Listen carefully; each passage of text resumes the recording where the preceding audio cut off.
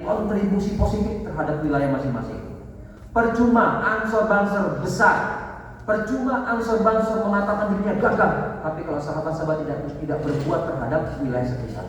Ada sebuah kisah sahabat-sahabat sekalian yang sering ketika melantik organisasi dan lain-lain. Ada seorang pemuda punya cita-cita ingin merubah dunia. Mondar mandir tiap hari bicara soal merubah dunia. Wah, ternyata saya tidak bisa. Apa yang terjadi? Dia menurunkan tingkatannya. Saya ingin merubah negara. Ternyata tidak juga terjadi. Belum berubah juga negara tersebut. Kemudian dia menurunkan grade-nya lagi, merubah provinsi. Sama juga tidak terjadi perubahan. Sampai ke level paling terakhir baru dia merenung. Apa salah saya sehingga saya tidak mampu melakukan perubahan? Ternyata orang-orang yang diselidiknya, orang-orang terdekat mereka itu tidak diajak untuk melakukan perubahan, terutama terhadap diri sendiri. Innallaha la yughayyiru ma biqaumin hatta yughayyiru ma bi anfusihim. Itu kan ayat Al-Qur'an yang sering kita baca, yang sering kita dengar, sering kita renungkan. Perubahan itu harus dari diri sendiri, mulai dari pribadi sahabat-sahabat. Percuma sahabat-sahabat menggunakan seragam ansor banser, tapi tidak melakukan perubahan, tidak melakukan hal positif terhadap wilayah masing-masing. Saya selalu memulai dari diri saya sendiri. Saya ngomong terhadap adik-adik saya, adik-adik saya, kalian harus selesai S1. Alhamdulillah, saya selesai S1. Kemudian saya ngomong lagi kepada mereka, kalian harus S2 semua. Jangan sampai kalian tidak S2. Karena apa? Perubahan negara ini, perubahan dunia ini begitu cepat. Sehingga saya selesai S2, adik-adik saya selesai S2. Hari ini saya melanjutkan S3. Jadi saya nanti mengajukan para sahabat-sahabat yang sudah selesai S2 untuk melanjutkan S3. Kita percaya sahabat-sahabat sekalian, kalau kita ingin dihargai di martabat, kita harus cerdas, kita harus pintar, dan kita harus punya sertifikat. Ini negara sertifikat masalahnya. Kalau kita tidak punya sertifikat, ijazah dan lain-lain, sahabat-sahabat tidak akan dihargai. Percaya tidak percaya sahabat-sahabat sekalian. Oleh karena itu, sahabat-sahabat Ansor yang menjadi panglima besar di setiap tingkatan itu harus cerdas secara sertifikat maupun secara otak. Jadi percuma sahabat-sahabat itu pintar mengaji, pintar itu dan lain-lain, tapi kalau sahabat-sahabat tidak punya legalitas, tidak akan dihargai sahabat-sahabat tersebut. Karena apa? Contoh, mengurus buat yayasan, mengurus membuat lembaga pendidikan RA. Sahabat-sahabat punya ilmunya, tapi sahabat-sahabat bukan sarjana Rodotul Akmal, gitu kan? Ya kan, jadi kalau di ini bukan sarjana pendidikan usia dini, PAUD. Sahabat-sahabat tidak akan pernah diberikan legalitas. Padahal apa? Sahabat-sahabat punya kapasitas untuk melakukan itu.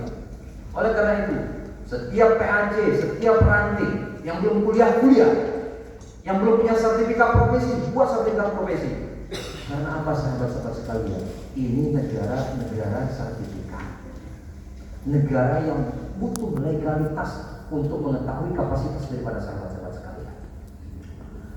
Sahabat-sahabat sekalian yang saya cintai, yang saya banggakan, sahabat-sahabat ini baru berbicara soal jas ansor dan banser, belum berbicara soal yang lain.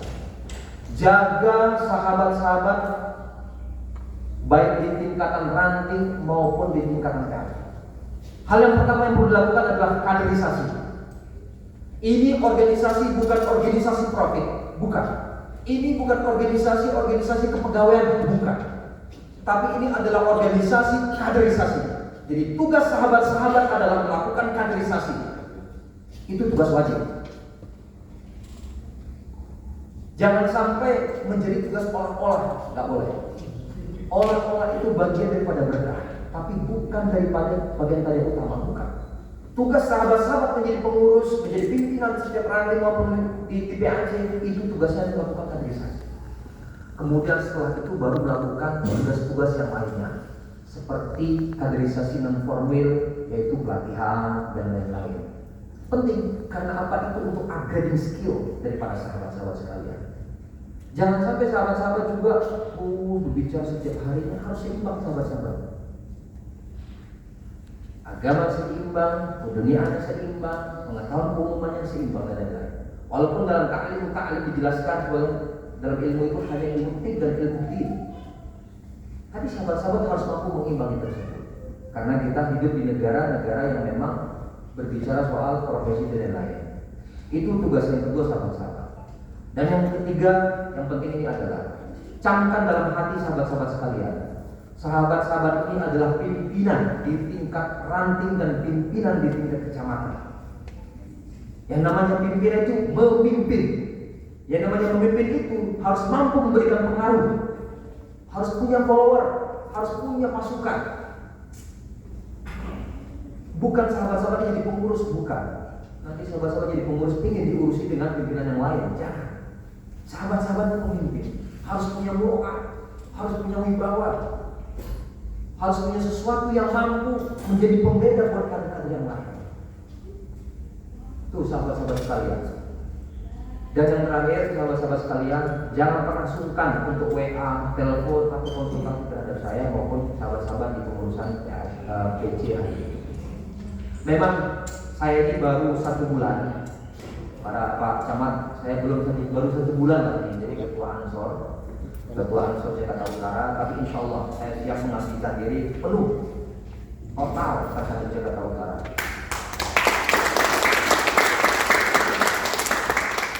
Istilah sahabat-sahabat yang digunakan di Ansor itu melekat pada diri setiap kader-kader. Jadi bukan teman atau kerabat, tapi kita ini adalah sahabat. Sahabat yang tidak mengenal masa, tidak mengenal waktu, terus dalam satu ikatan persahabatan. Jadi sahabat-sahabat jangan pernah sungkan untuk melakukan konsolidasi, jangan pernah sungkan untuk melakukan komunikasi terhadap pimpinan cabang. Sahabat-sahabat saya, kalau kita satu gerbong, satu barisan kuat, tidak akan ada organisasi satupun yang akan berani mengganggu kita. Tapi tentu dalam ikatan Hasbunallah khairan, yaitu dalam bagaimana kita mengukur diri dalam melakukan satu kebaikan, berlomba-lomba untuk memberikan kontribusi positif terhadap wilayah kita masing-masing. Itu sahabat-sahabat sekalian. Kemudian yang terpenting adalah selamat bekerja, selamat mengemban amanat, dan berikan yang terbaik buat Ansor. Jangan pernah sahabat-sahabat berpikir apa yang diberikan Ansor terhadap diri saya. Jangan. Tapi sahabat-sahabat harus dibalik pola pikirnya, apa yang saya bisa bersihkan terhadap Ansor dan bangsa. Sanggup sahabat-sahabat sekalian? Siap? Siap. Ini mohon maaf Pak Camat, Pak Kawa, kalau memang kalau lagi ini Ansor ini harus nunggu-nunggu. Karena pemuda. Kalau Pak UMC kan belum mendayu-dayu kan, poles ayahnya, besok nanti ada uploadnya gitu.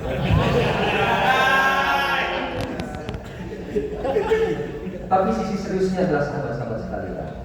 Berbicara masa depan NU harus berbicara Ansor hari ini. Karena Ansor hari ini adalah masa depan NU ke depan.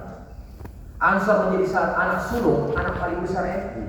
Ketika Bapak sedang berhalangan untuk melakukan khotbah atau ngisi pengajian, yang mewakili siapa?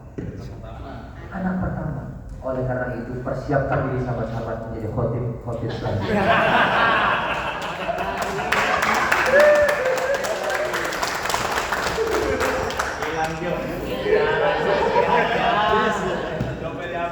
Karena dulu Kiai, untuk nyambung hidup saya ini harus ngajar privat, harus ngajar pengajian. Dulu di PTIP saya Kiai.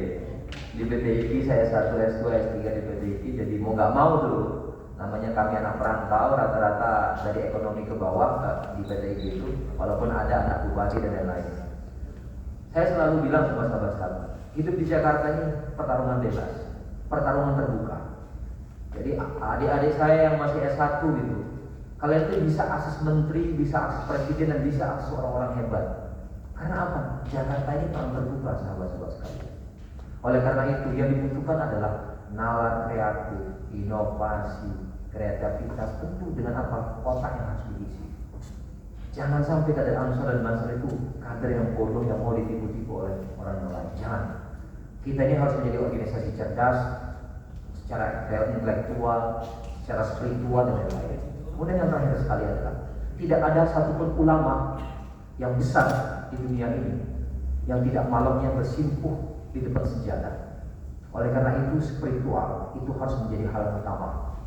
Sholat terutama sahabat-sahabat. Walaupun ada kiai yang asal nggak apa-apa nggak sholat, nggak bisa.